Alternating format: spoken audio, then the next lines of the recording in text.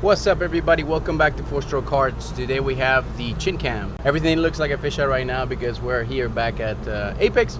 Everything looks like a fisheye because we're shooting with the DJI Action 2 camera. It's really tiny. We're gonna put it on the chin this time around. I've never done a chin mounted video. Let's see how it goes. But anyway, we're back at it with the 250. We're back in Apex Card Track. We're waiting for the folks of the marvelous folks of cards to get out of the card track and go back in. Anyway, I hope you guys enjoy the video. See you in a bit. Boom.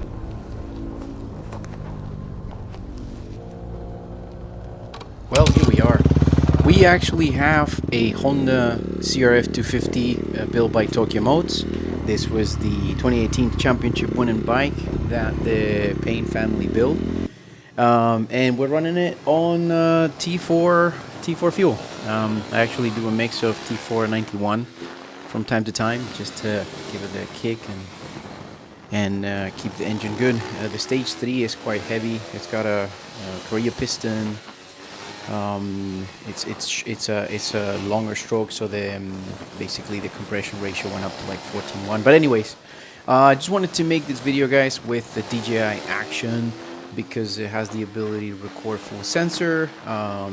It's kind of like a 1:1 4x3 type of situation. I don't know if it's 1:1 or 4x3 exactly, but I think it's 1:1. So it gives you a square view, so you can see a little bit of the foot pegs, a little bit of the handwork, a little bit of the track. But I didn't angle the camera really well, but I love riding this bike. I love the 250s. I've been seeing in a couple of podcasts and things like that the argument of the 450s versus the 250s. I do adore a 250 at the moment. I'm really jealous of the 450s that all my friends have because the power they have. But and everybody's going extremely fast in the 450s. But I feel is quite a bit of a scary bike for me at the moment. But I will be switching to that once I've got my confidence levels where they should be. Right now I really need to max out 250. I spent a year with the Ovale, I spent a year with the 150, and I maxed those out. So I feel like I couldn't go any further with them. I was doing 45s, almost flats on those bikes. And when I switched to this, I was able to get to the really high 43s, 43.8's being my PR. I usually run 44s, mid 44s. On a bad day, cold or bad tires, I run 45s. But I love it. I just need to push. And every time I see some videos from other people riding on board, I see that my body needs to stick out a little less exaggerated moves, lead the bike a little more. You guys don't want to miss the crash. I do crash in this. I do lose the front. And I do have a bunch of GoPros, so thank God that the crash happened on the right side, so otherwise I would have annihilated my left GoPro. But yeah, guys, Apex is an awesome place to train. By the way, I'm running Bridgestone MadLabs or Bridgestone Supermoto versions of it. I really love it. The front is goosed. This is why I ate shit, to be honest. But and also when the heat kicks in a little bit, I've got air forks, so if you don't set up the right temperature, the right PSI with air forks during the beginning of the day and check it throughout the day. I was here at the end of the day and I never checked it in the morning or throughout the day, so this front suspension was a little bit heavier and I was warming up to the session, so obviously the front, at some point the suspension gets harder, the preload on it. It went up, I was supposed to be 140 PSI, and when I checked it after the crash, it was 149, 150, 149, couldn't tell really well, but yeah, the PSI went up, preload went harder, and you get better and better through the day, warmer and warmer, your body's there, you're catching the speed and stuff like that, and then, yeah, and it'll catch you by surprise. Yep, it'll definitely catch you, so always check your air forks. Some people like them, some people don't. I kind of like them because I come from a mountain bike background, so I do dig the air stuff. I do understand it, so yeah. And yeah, you don't want to miss the crash that is about to come.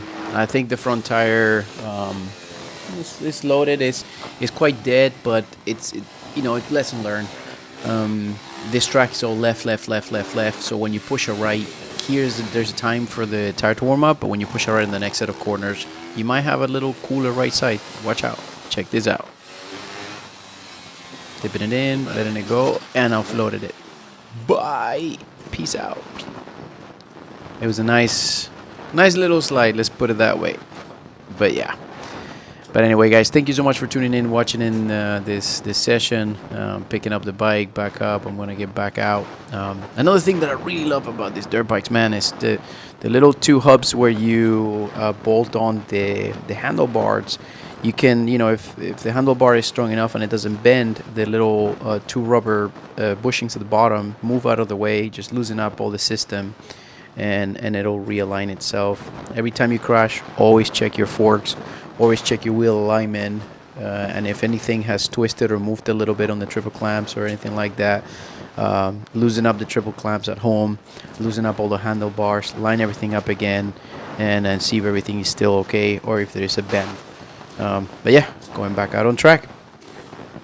One of the best things you can do, honestly, after crashing, again, I'm no expert to give you any advice, but what I like to do is to get back on it, man.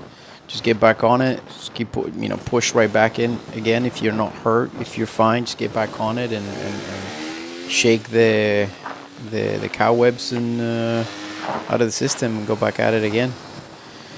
I hope you guys like the video. Like and subscribe, the whole 9 yards. And yeah, man, more women. Tune in. More videos to come. There's Dainazer versus Alpine Stars comparison after 1 year of crashing coming up. And yeah, thank you for tuning in, being part of the channel, being part of the family. We're almost 1,000 subscribers, so it's awesome to have a family like you guys, so we can grow this channel, give support to all the motorcycling situation happening here on the West Coast. Supermoto stuff, you gotta check out for the new younglings that are coming up in the Supermoto leagues. And anyway, enjoy the rest of the video, and peace out.